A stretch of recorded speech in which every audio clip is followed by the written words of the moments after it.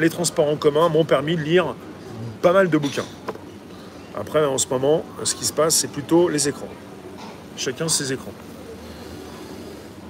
Il devient plus difficile de croiser un regard, concentré que nous sommes sur la consultation de nos mails ou sur une partie de Candy Crush.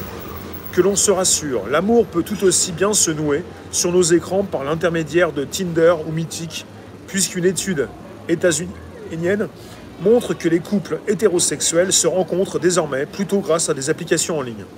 C'est un fait nouveau car, dans ce pays, jusqu'en 2013, les couples se formaient selon la méthode traditionnelle.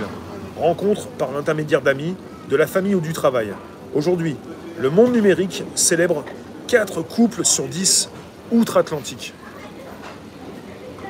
Au XXe siècle, un tiers des amours se nouaient grâce à la famille. Cette intermédiation ne représente plus que 7% des cas. La France n'en est pas à ce stade, mais un quart de nos concitoyens se sont déjà inscrits sur un site de rencontre et ce chiffre a doublé depuis 12 ans.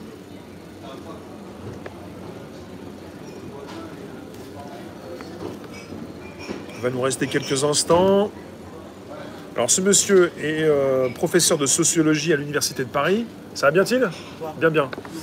Et il précise d'une autre façon, le professeur des universités que je suis a vu débarquer ses écrans dans les amphithéâtres. Les choses sont allées rapidement. D'abord quelques-uns, puis bientôt presque tous se sont mis à suivre les cours avec leur ordinateur portable.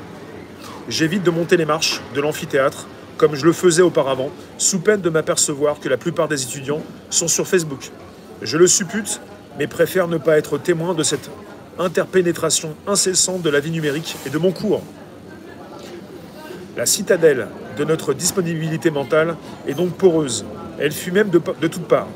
C'est pourquoi, par exemple, les espaces publicitaires sur les quais de métro sont devenus moins attractifs car notre regard y est moins disponible. Ceux des couloirs qui y mènent ont plus de chances d'attirer notre attention et pour les maximiser, ils se muent peu à peu en écrans animés eux aussi. Du moins ont-ils une chance de le faire à condition que nous ne soyons pas plongés dans nos écrans personnels, même en marchant. Au-delà des couloirs du métro, chacun aura remarqué que la mobilité du piéton dans les grandes villes n'est pas seulement contrariée par les voitures, les vélos, les trottinettes et tous les instruments de mobilité alternative, mais tout simplement par les autres piétons eux-mêmes qui, absorbés par la consultation de leurs écrans, encombrent la voie comme un corps à la dérive, inattentif à son environnement. Ce qu'on appelle les smombies, contraction de smartphone et zombies, ça je ne connaissais pas. Les smombies mettent parfois les autres en danger autant qu'eux-mêmes. Une étude médicale a d'ailleurs été publiée sur les accidents qu'ils subissent, qui montre un très net accroissement du nombre de blessés par défaut d'attention. En 2015, aux États-Unis, 50% des piétons reconnaissaient consulter leur téléphone en marchant sur le trottoir ou en traversant une route. Ils sont à présent 65%.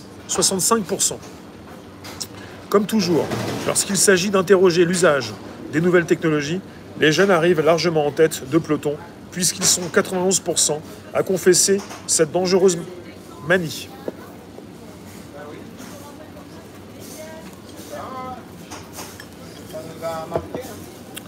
Alors, donc c'est un petit peu l'algo qui va décider maintenant. L'algo.